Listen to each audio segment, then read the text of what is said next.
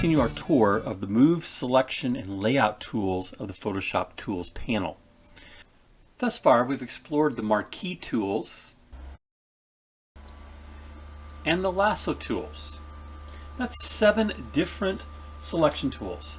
Well, we have 3 more, and these are the Object Selection tools that consist of the namesake Object Selection tool, the Quick Selection tool, and the Magic Wand tool.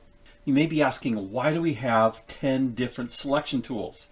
Well, each image has unique challenges, and each tool provides a different focus on meeting those challenges. With practice, you'll learn which tool or tools might be best for each purpose you have in each selection you make. One size does not fit all. Oh, and by the way, there are other tools, like my favorite, which is the Pen tool, and techniques for making selections beyond these 10 tools. Adobe has incorporated some pretty impressive artificial intelligence methodologies for also making selections that we'll look at in Unit 3. So in Unit 3, we'll explore more of making selections and probably some better ways. But for now, you should focus on learning how to use each of these 10 tools, as they will serve you well. So learn to use them effectively. Commit to practicing with each of these 10 tools this week. Let's look now at the Object Selection tools. I'm going to start with the Magic Wand because it's the oldest of the 3, and the others are sort of improvements on the Magic Wand. The Magic Wand tool selects pixels in a range based on tone and color. And there are some important options up here. There's a sample size in which we can do a point sample so that individual pixel I click on, or maybe a 3x3 average of the pixel I click on and then the 3 pixels above it, a pixel on each side of it, and 3 pixels below. And I can increase that average with other settings. I'm going to choose the 3x3 average. And the tolerance level determines, as it looks at neighboring colored pixels and the tone of those pixels, what is going to fall into the range of the selection. The lower the number, the less that will be selected. The higher the number, the more that will be selected. Again, I'll leave anti-alias checked. Contiguous means that the area that I select starts from that point where I click and expands outward, but doesn't include the same pixels that are not part of that contiguous area if it's checked. If it's unchecked, it will select all the pixels that fall within that range. So let me demonstrate. I'm going to set my tolerance down something fairly low, like let's say 15, and I'm just going to click on the sky. And you'll see it selected all these pixels here from that point that I clicked that are within a tolerance of 15 and in this contiguous area. Now I'm going to deselect, Control D, and I'm going to turn contiguous off and click again. And notice now it's getting parts of the balloon. It's getting areas over here that fall within that range. Again, I'm going to deselect. Let's set the tolerance higher. Let's go 40. Again, contiguous. And you'll see it selected a lot more of the blue sky. Now, we also have on our options panel here, we can add to the selection, subtract the selection, and intersect.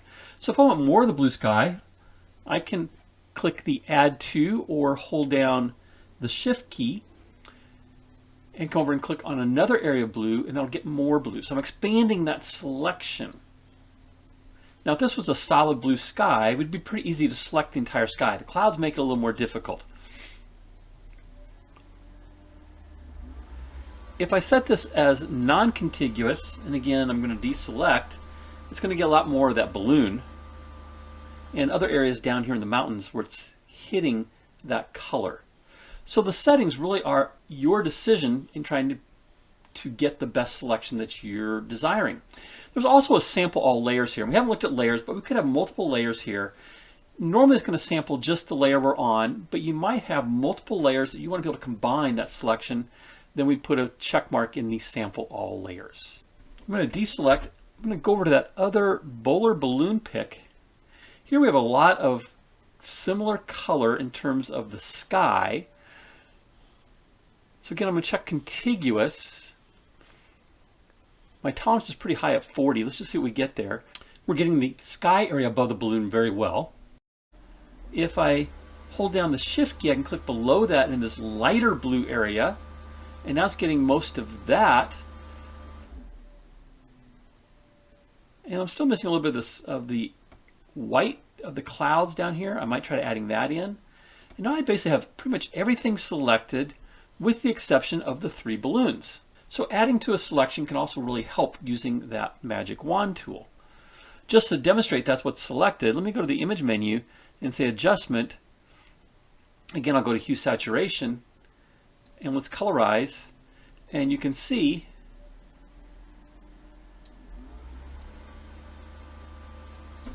that I'm changing all the pixels except the balloons. Now, one more little tip here. We'll talk again about more selections in week 3, but under the select menu, I can choose inverse. So the inverse will select what's not selected and deselect what is selected.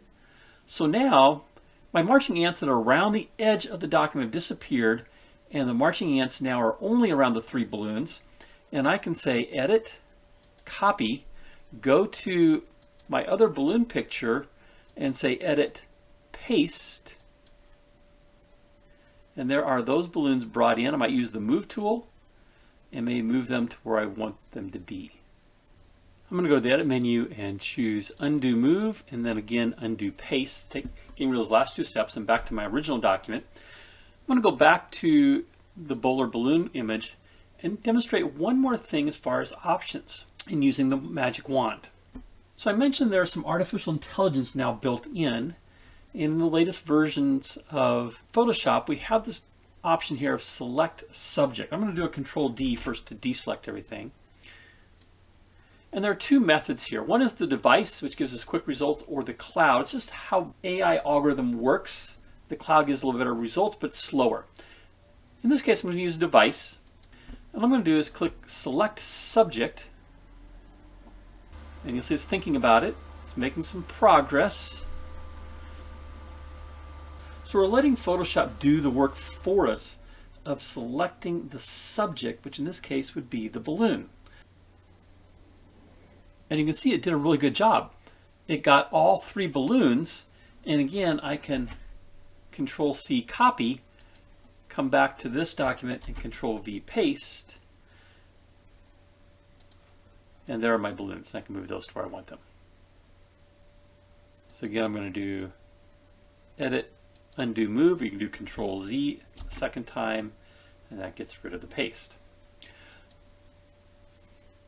And then Control D deselect. You can do the same thing under the select menu. There is a select subject, and that does the exact same thing as that magic wand select subject button does. And there's my selection. That select subject feature is relatively new in Photoshop and is extremely useful in a lot of cases. Now, you may sometimes need to go through and make a few changes or a few additional selections. I notice here there's a couple pixels that it didn't get, so I can take my lasso tool and just add those to the selection.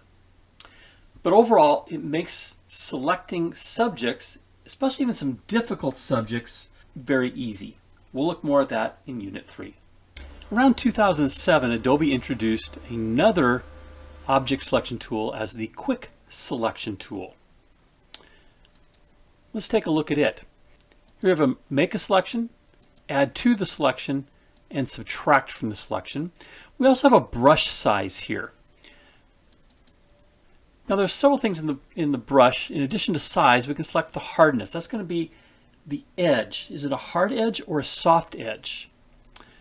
I'm going to start with a very hard brush and 25 pixels. We also have an option to sample all layers if we have information on multiple layers that we want to use, and an enhance edge that will smooth out the edge of our selection. I probably want that checked. Now we have our size set at 25 pixels. Anytime you're using a brush of any type, you can adjust the brush size with the square brackets. So a right square bracket will make the brush larger, the left square bracket makes it smaller. I'm going to get a fairly large brush here, and when you're making a selection, another good tip is to zoom in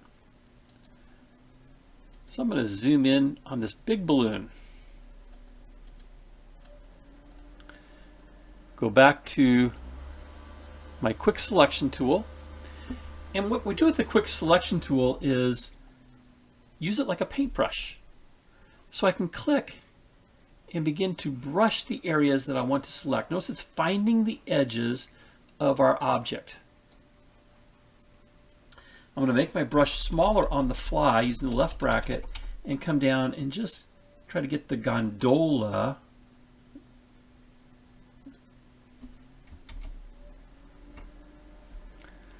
I'm going to add to my selection and get the gondola.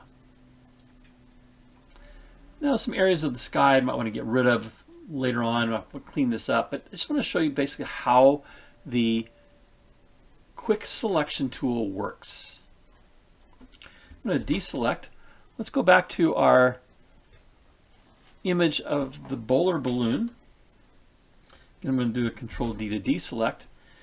And we'll do the same thing here to select the sky. I'm going to take a fairly big brush and just come over here and select the areas that I want to use in my selection. And notice it did a really good job of selecting everything, much faster than we did with the wand tool. And once again, I could go to the select menu, choose inverse, and now I've got the 3 balloons. In the same way, I could have selected the balloons with the quick selection tool. And maybe come over, got these balloons as well. Now I have the add to selection on. And there's a little spot up here that looks like I missed. But in this case, I think it's easier to select the sky if you want the balloons and then do the inverse. I'm going to deselect. Let's look at the last tool here that was added in for object selection. That's the namesake object selection tool. On the options bar, we have the create a selection, add to selection, subtract, and do the inverse. There's an object finder. We probably want that checked. I'm going to basically ignore all of the other options here. So if I point to the balloon, it selects the balloon by doing basically an overlay, or we might refer to as a mask. I'm going to click, and notice I now get the marching ants. I can come up and say edit, copy, go to my other balloon picture, zoom back out, and do a paste. So again, that's the artificial intelligence coming into play in that object selection. I'm going to go back to that image so I can also add to that selection. So if I want the other two balloons, I can add to the selection and just simply come in, click on the balloon, and click on the second balloon, or in this case, the third balloon. And now it's showing everything that's not selected as being kind of this masked color. By the way, you can change that mask color. So if your background was primarily magenta and you wouldn't necessarily be able to see that, you can come into the settings here and change the color.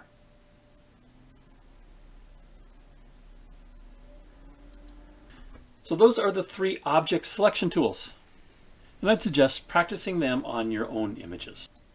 If you'd like to see more videos in the Photoshop Practicum playlist, click the title at the bottom. If you'd like to be alerted to new videos, please click my photo in the top right to subscribe to the channel.